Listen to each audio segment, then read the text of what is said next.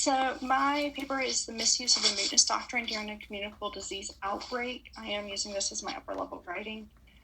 So the two goals I have with this paper is to first argue why an exception to mootness should apply in the COVID-19 cases. And then secondly is to provide a practical guide to practitioners with a compilation of the emerging case law to utilize in arguing against the dismissal of suits based on mootness. So we all know mootness is one of the judicial avoidance principles. I liken it to a giant mud puddle that nobody wants to get their feet wet, even if they have muck boots on. But first I want to go over what is mootness, why do we have it, when do we use it? So with mootness, in order for a case to be justifiable, it is not an advisory opinion. There must be a substantial likelihood that a federal court decision in favor of a claimant will bring about some change or have some effect. So this goes back into the some case or controversy. We get that from the opinion of the justice, where I pulled this from. So there are 5 major justiciability doctrines, if you remember from that overly large red book many of us had with Professor Nagov. The prohibition against advisory opinions, standing, rightness, mootness, and political question doctrine. I am only looking at the mootness doctrine. In theory, these are all to conserve judicial resources, but I'm challenging that in the way it's being used currently, we're actually expending greater judicial resources by pushing things down the line that need to just go ahead and be handled and dealt with on the merits now. So with mootness, a plaintiff must present a live controversy at all stages in federal litigation, but if anything occurs while the lawsuit is pending, so even if there was a live controversy at the time it was filed, if something happens where there's no longer this live controversy with the plaintiff's injury, then the case is to be dismissed as mootness. However, there are the 3 exceptions, and our court has repeatedly held that mootness is meant to be a flexible standard, not this hard and rigid design. So under the 3 exceptions, you have wrongs capable of repetition but evading review, voluntary cessation, and class action suits. So I'm arguing is that in these COVID-19 cases, they are wrongs capable of repetition but would continuously evade review. And in some ways, there's a lot of voluntary cessation as well. So then we turn to what is COVID-19 or coronavirus. How do we know what this is in order to know is it actually something capable of repetition? In social media, in our news, in our everyday lives, we get bombarded with all sorts of different definitions of what is COVID. It's political, it's Oprah sharing with everybody getting to homeschool, it's social distancing, it's China, it's Corona beer, so many different things, but what is it actually? The CDC puts out continual guidelines explaining what is corona, that it's an upper respiratory virus. It's 2 to 14 days after exposure that you start getting symptoms. Some people may be asymptomatic, but one of the biggest things is that this list does not include all possible symptoms down here at the bottom left, but the CDC will continue to update this list as we learn more about COVID-19. And what we've seen, what we've lived through the last few months is that so much of COVID-19 is unknown, and that's constantly changing and evolving. But that leaves our courts in a pretty bad predicament. So looking through the timeline of SARS-CoV, you actually have to go back to 2002 for this virus strand, when SARS-CoV, also known as SARS, outbreak in China and other Eastern nations, ended around 2004. 2012, you had MERS-CoV, another coronavirus-type virus, outbreak in Saudi Arabia and other Middle Eastern nations. That is ongoing today, 8 years later, that they're still fighting this particular virus. For us, with SARS-CoV-2, also known as COVID-19, you had the first confirmed case in Wuhan, China in December. January 13th, you had your first reported case outside of China. On the 14th, the World Health Organization released a statement that said it's possible there are a limited number of human-human transmissions, which now in July we know is absolutely wrong. But what was being told in those early days was it might be human-human, but we don't really think it's being spread by people. January 21st, we have the first confirmed case in the United States, yet we go all the way to March before our CDC releases any statement regarding COVID-19. And that statement is merely a precautionary, hey, public health communities, make sure you're gearing up just in case something happens with this. It was already in the country at that point. Throughout this, the World Health Organization was issuing guidelines based on Ebola, H1N1, because that was the best guidelines we had at the time on knowing what this virus was going to do. So how has mootness been used in the COVID-19 cases? My goal is to do a side-by-side analysis of both federal and state cases in which the mootness principle is considered by the court. So first, we turn to the federal cases. A lot of these have come up with immigration detainees. So you see in the Southern District of New York in March, 7 petitioners filed suit. After the suit was filed, 3 of the 7 were released from immigration's custody. The parties voluntarily agreed to limit their arguments to the 4 who were still in custody, yet the court said, we're not going to rule as to the 3 who were released that this is moot yet. We're going to wait and see what happens. Yet, in the same court in April, 10 habeas petitioners once again filed suit. Prior to the court issuing any orders, immigration voluntarily released 5 of those 10. And the court points out that it is possible that immigration will rearrest those 5 who were voluntarily released, yet they held that these petitioners had not demonstrated reasonable expectation of rearrest while COVID-19 was still going. And yet the court held that the case was moot as to these 5. So same court who was saying, we're going to wait and see what happens, is now saying, it's moot, even though we recognize you might just be rearrested again, even though they voluntarily let you out this time. In Nevada, we see where immigration, you have 2 were detained. Once again, immigration releases 1 of those 2. And the court says, okay, the case is moot, and the other guy, it's a speculative risk of harm, so we're not going to get to the merits of your case either. Constantly, it's as if the court's trying to avoid a sticky political immigration type issue. Then we turn to criminal prison inmates. So in the Southern District of Mississippi in June, you have an inmate filed a motion for compassionate relief for sentence reduction, saying, me being here in this prison population is almost guaranteeing I'm going to get COVID. I may die. While the case was pending, the inmate did contract COVID-19. He was receiving medical care in the prison. The inmate argues that we don't know yet if it's possible to get COVID more than once, or if it's kind of like chickenpox, you get it once and then you're done. However, the court says, you know what, you're right. We need to get to the merits on this case. It still wasn't in the inmate's favor, but they got to the merits.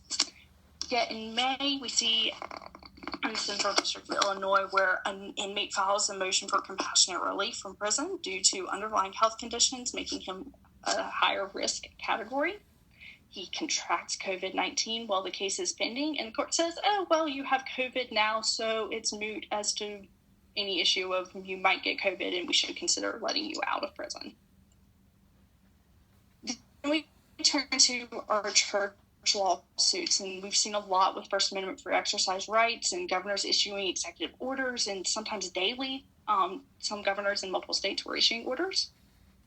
So we have in the District of Kansas where the executive order is released, churches can't meet, can't practice their religion. It gets challenged. The governor issues new executive order saying, oh, wait, you can do some.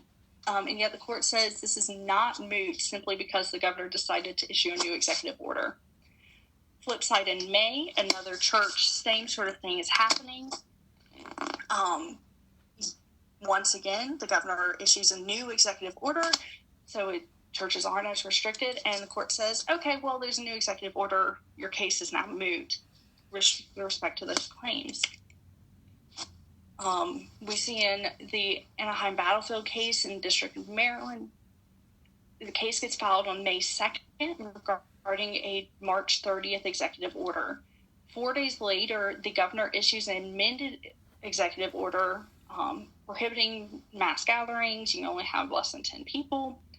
The day that the plaintiffs file their subsequent reply, on May the 13th, the governor issues a new executive order that says, okay, now you can have religious services, non-essential retail can open. The court says, even though this is probably related to the downward trend in hospitalizations in the state, not because of the lawsuit, they held that the voluntary cessation does not make the case moot in regards to these religious claims. Then we go to the Eastern District of California, all in federal courts. And a local police department was enforcing executive order and prohibited a church from being able to meet. So once they filed suit, the state and county, which had said you can't meet at all, said, oh, we need to clarify. You can actually have drive-in services, so long as you don't have direct physical or indirect physical contact. Even though the executive order said only religious services through streaming or other technology were essential. And here the court says, okay, your case is moot. You can meet through drive-in services. So you're seeing very different outcomes.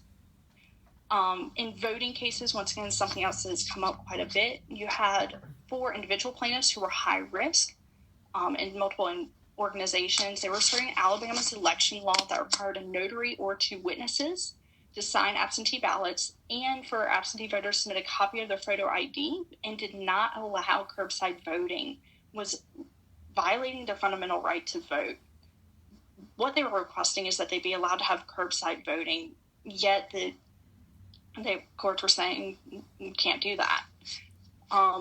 In Alabama, by default, the circuit clerk is the person who's the absentee elections manager, unless they say, I don't want it, and pass it off to somebody else. So when the lawsuit was filed, the circuit clerk for this county was the acting AEM. However, she then said, I don't want this, and therefore it's moot because I'm not actually the person responsible for this anymore. And the court said, no, you're still here, and refused to utilize mootness. So then we turn to the state cases. So at the state level in New York, a petitioner filed on behalf of a 69-year-old Black inmate who was serving 2 25 life sentences from a 1975 conviction. They alleged because of his advanced age, his race, and his underlying medical conditions left him significant danger to this disease. The trial court actually granted his application for him to be given compassionate relief, essentially, and released from prison while this is an ongoing crisis. And while the appeal was pending, so he had to stay in prison as the appeal was pending, he ended up contracting COVID-19. However, the appellate court said, even though he's already gotten COVID, because these issues are novel, they're likely to recur, and given the emergent situation and the at-risk prison inmate population, these would continuously evade review. And I think that's exactly where our courts need to be going. In voting cases, we see in South Carolina that the plaintiff claims that all voters should be permitted to vote by absentee ballot because there was an upcoming primary election. If you've ever been to vote, you've probably seen, especially in rural areas like South Carolina, most of the state is, your elections officials are typically elderly because they're retired and able to be there all day. Your older population is typically who was there actively voting, especially in primaries and such. Or they are talking to you in the parking lot as you're just trying to go in to vote. And they are who is at risk. Here, however, South Carolina legislators said, we'll be creative. We're going to allow this for this time, but this new law we're putting in place is going to expire on July 1st. And the court says, okay, the case is now moot. However, if you want to challenge any voting issues after July 1st, you can bring a new lawsuit. This is the opposite of conserving judicial resources. By refusing to go ahead and address things as they need to be addressed, there's going to be an election in November. There's no way around that. And yet this law expires in July. Lastly, I looked at civil rights defense firm versus Wolves. The plaintiffs here was actually a civil rights defense firm, a firearms policy coalition, a law office, a gun shop, and then a private individual. And they were filing a petition against the governor of Pennsylvania's executive order, which said that legal services were non-essential. Subsequently, the Pennsylvania Supreme Court came out and said, time out. lawyers are essential.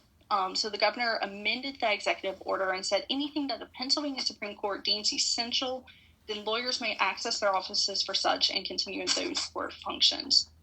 So the majority held that the case was moot because the executive order had been superseded, and that was that. However, there was a lengthy dissent that said, hey, majority, you forgot the other plaintiffs here are firearms dealers that cannot operate remotely without violating federal law.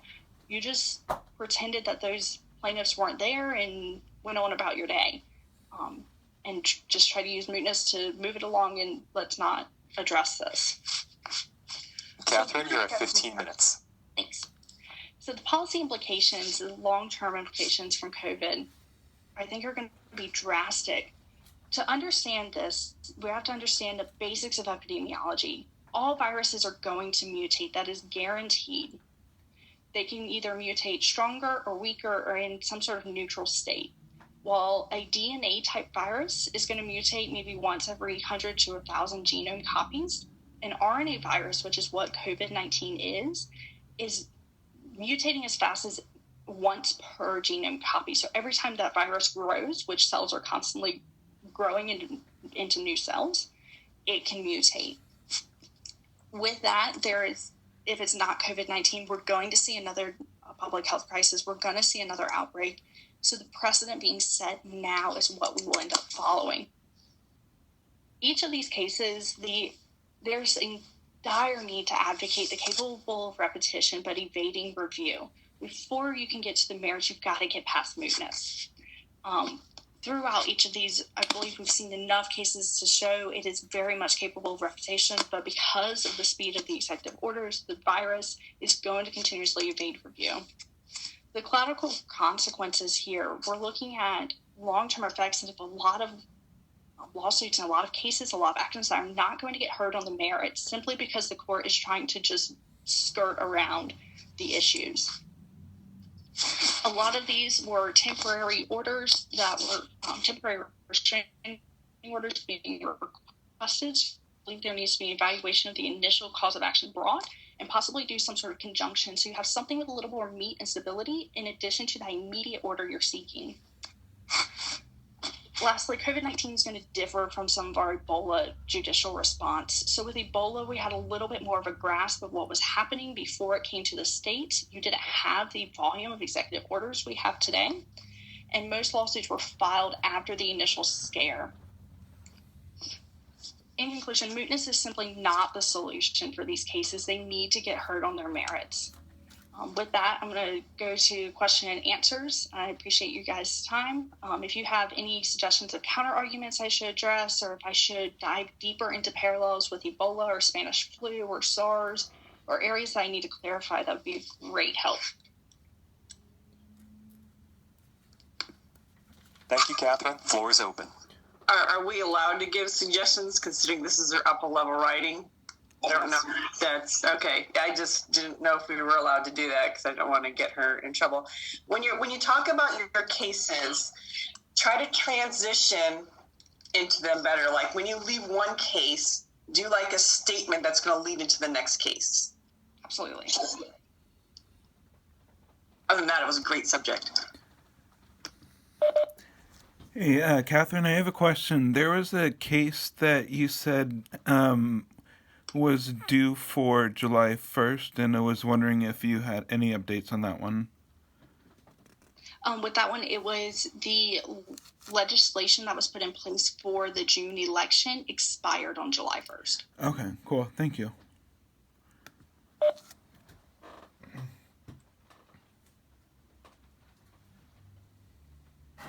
Catherine, can I just say I had like that celebratory moment at the very last slide when you were like, mootness is not the answer. And I was like, yes, I love that point. I loved how you drove that home with your last slide.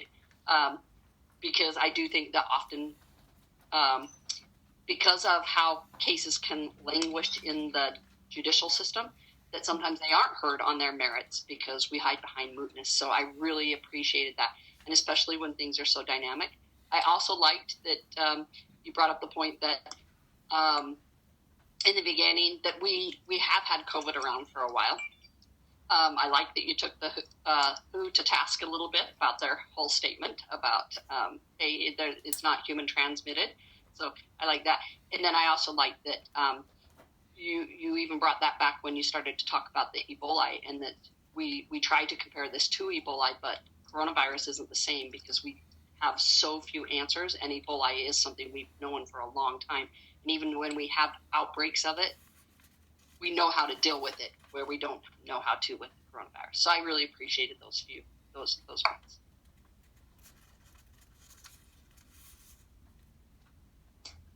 Catherine, have you detected an overall trend that might explain why some courts are more likely to find mootness and others aren't?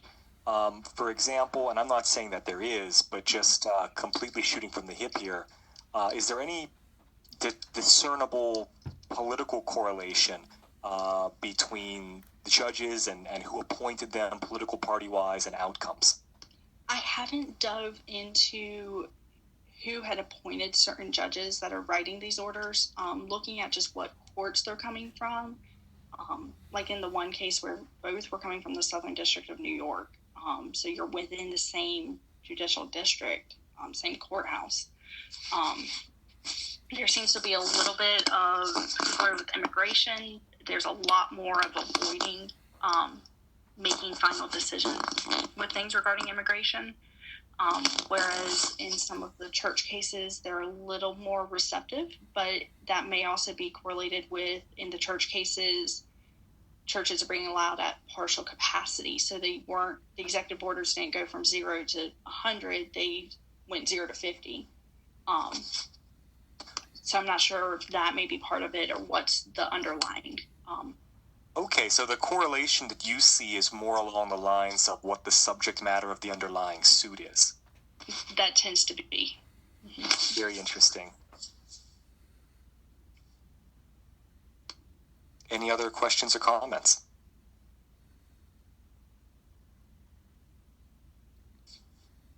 Okay, thank you, Catherine. Final presentation for today